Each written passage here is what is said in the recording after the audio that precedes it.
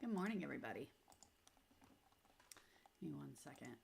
My name is Samantha Mirabal. I'm with Mocha's application team doing our design shop talk today. See what questions you might have, try to get those answered for you.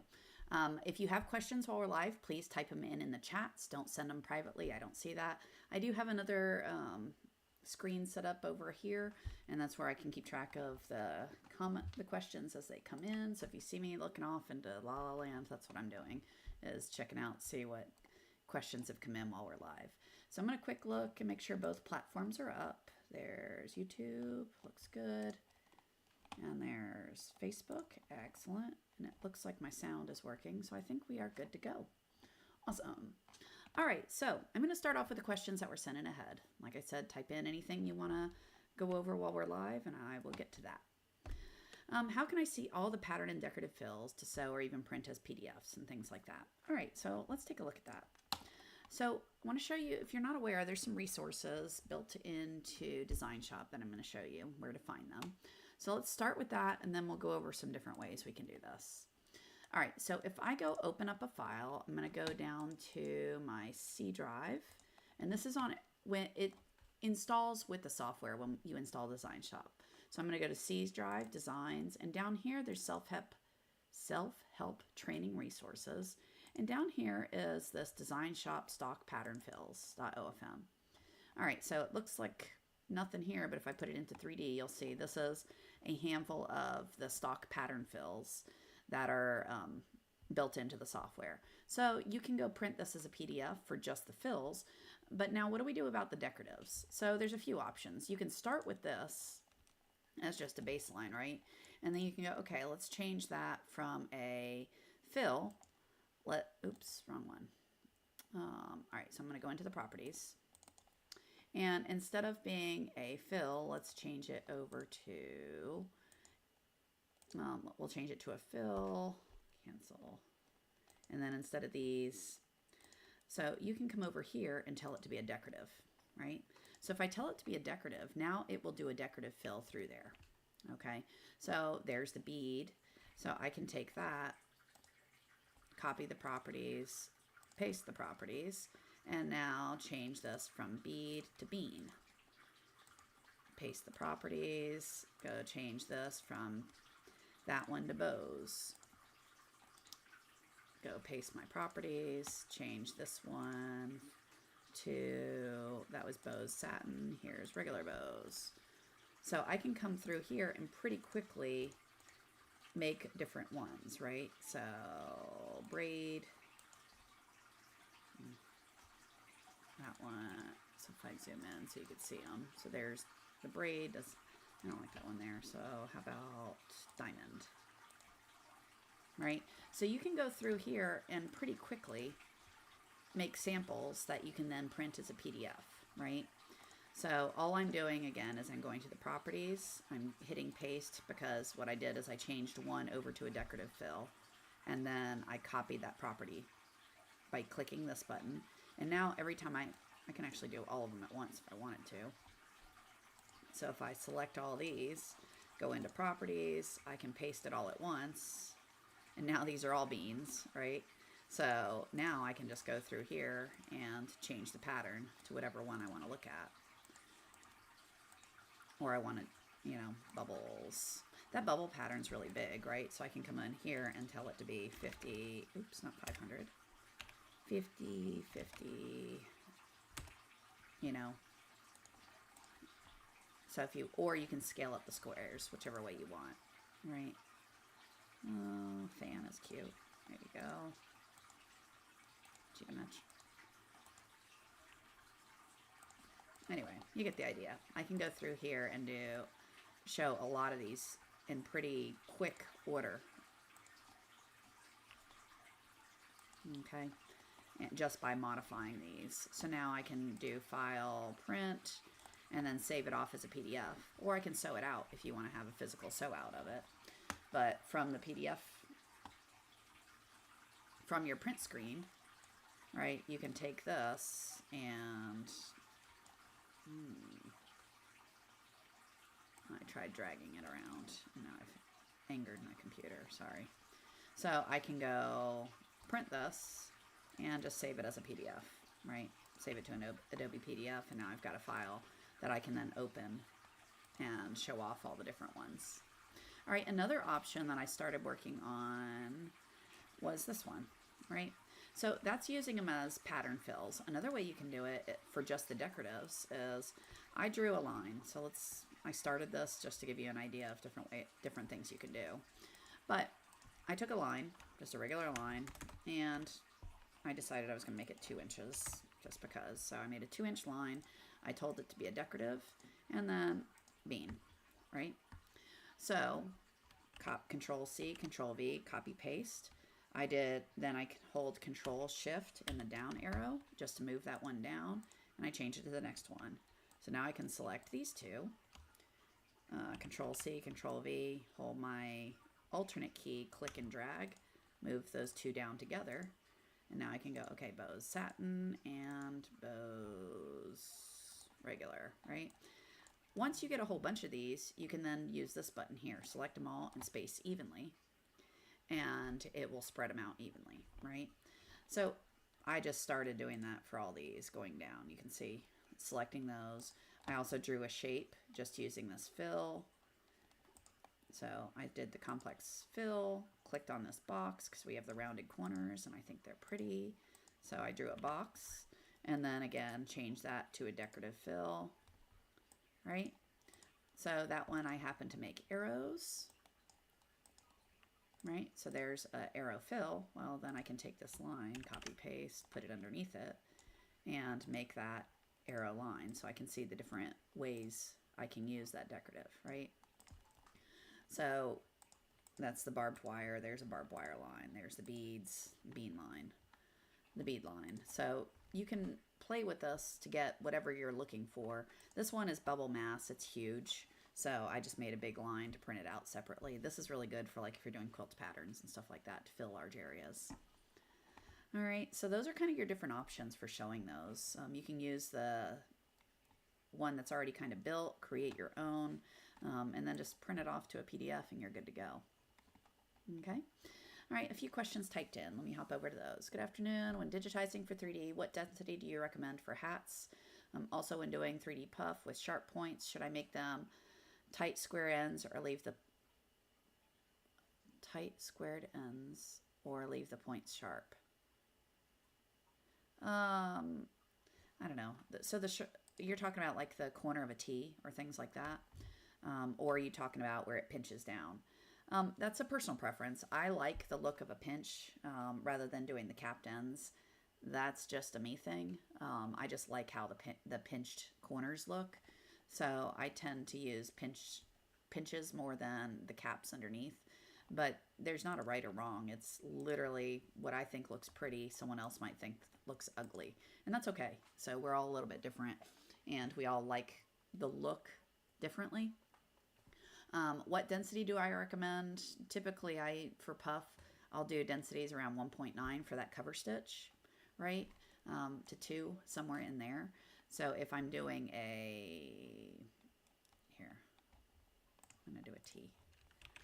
T, right? So if I were digitizing this myself to do, like if I was trying to make this puff, right, I would get rid of all this underlay and I'd have to cap these ends by doing a satin stitch underneath along these lines, right? So some form of a satin stitch to cap that end. I would do it like that, right? Hanging out just a little bit so it's nice and clean, cuts the puff. I would have that at the same density of the, 1.9 to 2, and that would go underneath this, not on top of it. There'd be no underlay here, and that would cap that end. But if I were doing it manually,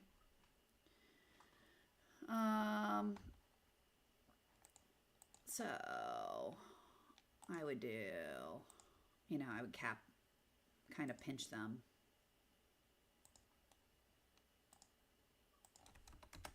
Along those lines, right? So I like the pinched look. That's just a preference thing. Okay, and again, that would be a satin stitch, not a fill. I could change the properties on that. And then I would make the densities around 1.9. Okay. Let's see. So Rachel, does that help any or does that just confuse it? Like I said, whether you do it this way or pinched is 100% personal preference. I like this. That's just me. But I believe a lot of people prefer this because I see this more commonly. So, okay. So Rachel, let me know if that doesn't help. We did get you a link on Puff Digitizing. There's a lot of videos there and articles. There's sample designs that you can study and things like that. Can you change the direction of a sew out on purchase designs to make it sew out bottom top? No, not really. You have to rearrange it. Okay, so the question is, for purchase designs, can you change the direction that it sews out? No. However they digitized it, they planned out how it was going to be done. So in order to change the direction, it has to be redigitized, or you have to rearrange all the elements, which sometimes you can do and other times you can't. There's no like just make it so, you know, center out or bottom to top. You've got to digitize it specifically for hats, because all of that is part of building the design. Mike, Nate, Scott used to do presentations. Are they doing them currently? No, I don't think they've done any in a while. There's a lot of projects that are going on that they're working on. I can't speak for them of what their plans are, though. I haven't talked to, like I talked to Scott today, but not about that. So I talked to Nate last week, I think, or the week before, but I haven't checked with him on what his schedules are for there. But I know they're working on a lot of projects, so I'm not sure what their schedules are. Okay, so those are the ones that were typed in. So let me bounce back to my, oops, let's see. Another one just popped in. What file format should I be exporting my designs to preserve color info? When I go to export EXP, the colors come out wonky. That's right. So EXPs, EXP files don't save colors. So are you exporting from DesignShop or from some other software? In DesignShop, just save it as OFM and you're fine. If you're using other softwares, the colors are always going to be somewhat wonky because depending on how they do color charts, they may not one-to-one match, but it can get close, right? So the ones that I always, when I buy purchase designs that are done in other softwares that are saved out, your Jeff, J-E-F, P-E-S-A-R-T, so Jeff, Pess, Art, Huss, those all save color information. EXP Plus, it saves an INI file with it. So so EXP Plus will actually save the color info. I don't use that personally, but that's just kind of an FYI. But I usually use a Jeff or an art file most commonly, but that's what I would say. Jeff, Huss, Art, Pess. Those would be my go-tos. But OFM is best. So if you're using DesignShop, just save it as an OFM and you're done. So Nicole, does that help? All right. And then we got you a link for the EXP Plus so you can see about that. All right. We did that one. In DesignShop 12, I can't find my project tab. All right. So when project tabs go away, so whoops, it's gone. You go View, Project Views, and you just turn back on your project view. If something goes away, like property bar, let's say I accidentally got rid of that and now I'm mad because I can't get it to come back. You can always come over here, right click anywhere up here and say reset layout. Do I want to reset it? Yes, it'll put it all back, right? So if you just want it to go back to default, that's usually quickest, particularly when I get click happy and I start dragging things all over the place. And then I get mad because they end up going away. So in that case, I just reset my layout because I can go turn them all back on and move them around, or I say reset and it does it all for me. So that's my preference. But if it goes away, you go View, Project View, and turn it back on. All right. That works. This thing here, Project View, is also available in the older versions. So the reset layout is new to version 12. What's the purpose of the Navigator tab? So the Navigator tab shows you where you are on the design. So if I'm zoomed in on a tiny little area, so let's say I'm working on fine detail cleanup, I can see where I am by this, and I can also move that around. So let's say I want to go down here, I can grab that and drag, and now I'm focused in on that area. So you can move it around there, or it's just a visual of where you're at. But you can navigate around by clicking on areas, keeping your same zoom level by then clicking around here. See that? So if I say I want to go up to that corner, I can click, and now I'm in that corner. I typically don't use it. The only time I use it personally is when I am zoomed in on a design, working on detail work, and I'm doing this area, and now I want to go over here and clean up that, and I don't want to keep zooming out, zooming in, zooming out, zooming in. I like the zoom level. I just want to move around and fix things or work on specific things. So I can use that over here. Okay, so that's that navigator tab. All right, those I think I have, there we go, cool. So those are the ones that are typed in. So let me pop back to the other questions. So we did that. I use the alphabet editor a lot. Everything's based on 1 inch. I noticed you can move the 1 inch marker. Don't do it. It's based on 1 inch. So you want to do everything to 1 inch. While you can move it around, it is way better to just digitize at the 1 inch because that's what everything's based off of.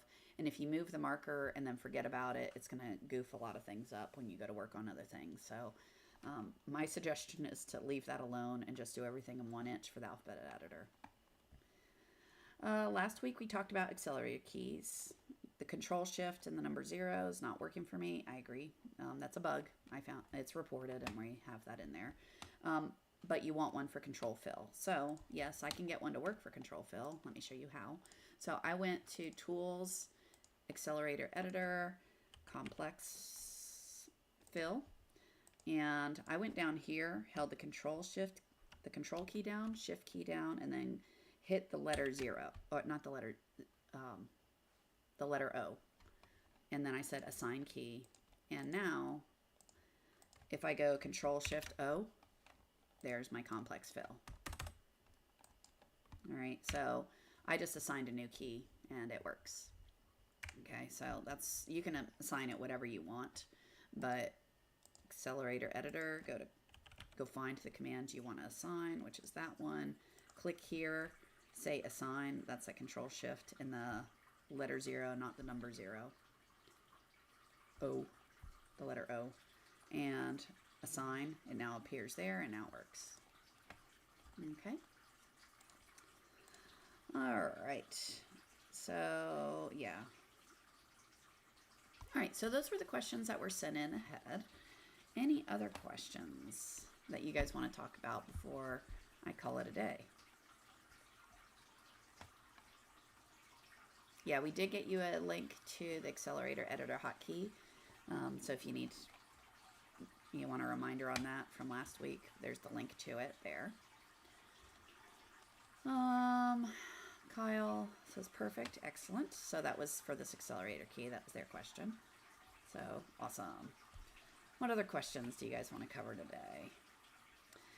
I did want to, in case you weren't here at the beginning, if you go to the C drive, designs, this installs with the software, it's down here. So if you're looking for designs or things, like there's these puff designs, they sew well. So you can go pull them up, study them, see how they work. There's hat designs out here, like this Elysian Fields. Is Foss in here? I love that design. It's not, but that's okay. This one sews really well too. So if you want to see a well done hat design, you can sew those. McKenna Island, that's another one. So, the radius chart. So that's always fun. So for the back of hats, if you're trying to figure out what the radius is that you'd want to design around, you can actually print this out, hold it up to your hat and figure it out. So then when you're doing a design for the back of hat to go over the arch, you can use this. So you've got a lot of resources out here that you can play with. There's micro chenille designs. There's the little help file, you know, the data on digitizing for Burmalana. You can find that stuff online as well on our Melco service site, but there's a lot of good info out here that you can take advantage of. Yeah, so Marlene asked, is there chenille? Yeah, so there's some information on it. There's some sample designs you can sew out. So absolutely. If you want to look at how to do shaded designs, meaning blends, this is another neat one where you can study the properties of it to see how it's done, and like that sunset type look. So you can look at these properties and go, all right, well, it's under effects, it's a blend, those are the properties. So you can kind of look at these designs and study them, look at the properties, and get some ideas for how you want to do things. Yeah, this train design, I always like showing people this as a reason of, if I go to do a train and I just sew it as a flat fill, will it look like a train, right? Yes, this would look like a train if it's sewed flat, but it looks so much neater if I take the time to digitize satin stitches and fills, changing stitch directions and things like that, really bring life to the embroidery, where if I just did this as a flat fill, while it would be a train, it'd be a pretty uninteresting train. Whereas this, it would look so much more professional than just a flat fill, if that makes any sense. Kyle asked, how did a regatta go? So my daughter's boat, our team did great. They took this, in one of them, they took a state championship. My daughter's boat, she's a 7th grader racing against freshmen. She placed 20th in the state, so I'll take it. Since her and her friend it was a double. They were racing in the freshman class as 7th grade graders, and they did great. Flew off the dock, the fastest boat off the dock, which was great, except fly and die, right? You go too hard at the start and then you die. So that was a fun lesson for them to work on. But yeah, the junior boat got state championship, so that was awesome.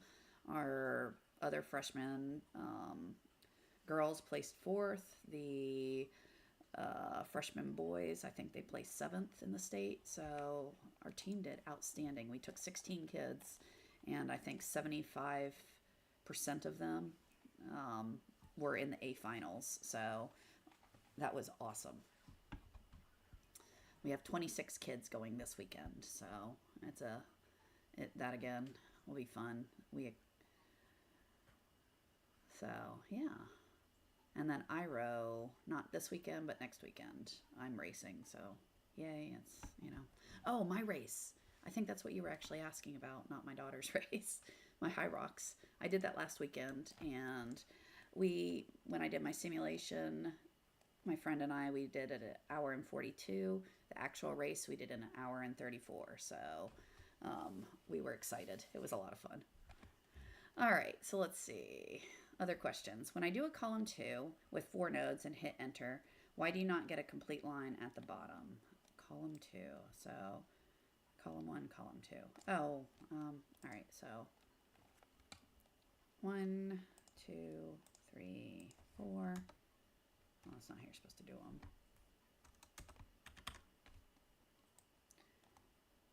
Column 2. 1, 2, enter, and then 3, 4, enter. There you go. So column 2, how that one works is you trace the shape up one side and then trace the other side in the same direction, right? So if I start tracing on the left side over here, the opposite corner, I want to start tracing on the left side as well, right? So that now I'd put stitch direction lines, and I can always put stitch direction lines towards the bottom to force it. So if for some reason it's cutting off down here, I can move these guys down and it will force it to have stitches down at the bottom. But how you use the column 2 is you trace along one side, you hit enter, you go opposite of that, and you trace along the other side. You hit enter, and now I can add stitch directions as needed to clean that up. So, Jeffrey, I get a complete line. Are you talking about why is that not connected there? Is that what you're asking? It's just how this element is. It's not a fill, so it doesn't do a solid box. It's literally, you're tracing one side and then the other side. So it's just defining 2 lines, and then you have stitch direction lines between it. So I'm not, Jeffrey, if you can clarify what you're asking. So if you're just asking why is there not blue across there, that's by design for that particular tool. Yeah, that's just how that tool works. It's not a complex fill. You're defining one side of a shape and the second side of the shape, and then you put lines between it. When I mean lines between it, stitch direction lines. How do I add a Merrow stitch to the rectangle you just drew? Okay, so this one I didn't draw as a rectangle. Let me go ahead and hit click, shift click. Now it's a complex fill. So now I have a complex fill. So if I hold my shift key down and click on the walk stitch, then I can come up here, change it to decorative, come over here and say faux patch border. And now I've got a Merrow stitch on there. I'll make it a different color so you can see it. That shape is tiny, but now you can, that's how you would do it, right? So take the complex fill, shift, click, add a walk stitch, change it to decorative, faux patch border. And now I've got a faux patch border on there. So Alberta, does that help? Okay, and Jeff, I'm glad that helps. What other questions do you guys have? Here. I'm just wasting time in case someone's typing in a question real quick. Waiting to see if you guys have questions. I was going to look for, let's see. Okay, so that helped. Excellent. Anything else before we call it a day?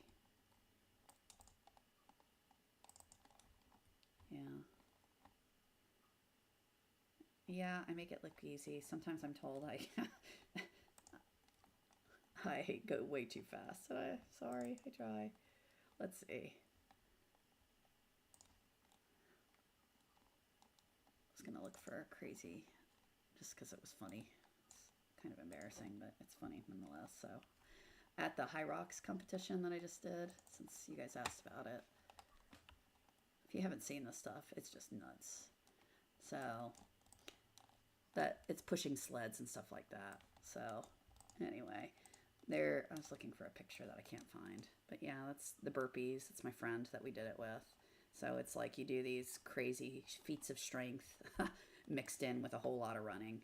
So it was wildly fun. But yeah, we did lunges, all kinds of crap. And I did silly stuff with my hair. It's good fun. And then I was looking for the crazy picture. That is horribly embarrassing, but... Yeah, see there? The type of things the photographer gets. Anyway. Any other questions? I don't see any, so. All right, you guys. I guess we will call it a day, and I will be back next week. So we'll do this again next Thursday. Let me know what you want to learn about. If you have questions, please, please, please type them in ahead of time. So on the DesignShop thing, we have a little link right here where you can provide questions. It'll take you to a form. It's also that if you want to type it in, there's a link there that gets you to the article where you can go type in the questions. But submit the questions ahead of time, so you don't have to wait. You know, this is no longer live. You have a question, submit it. When I go to pull the questions before I'm live, I'll see it. You can attach files, you can attach pictures, all sorts of things. So put them in there so I have them, and that way, even if you can't be there live to ask questions, cool, the question will be answered, and you can go back and look at it. And plus, if you submit one that actually stumps me, I can research it ahead of time and actually have the answer. But let me quick look through the questions, make sure the comments submitted weren't, yeah, I covered that, covered those, make sure I didn't miss any. Yeah, okay. So yeah, submit questions, and I will be back next Thursday. Until then, have a great time. Sew some things, have fun. I will talk to you guys next week. Bye, everyone.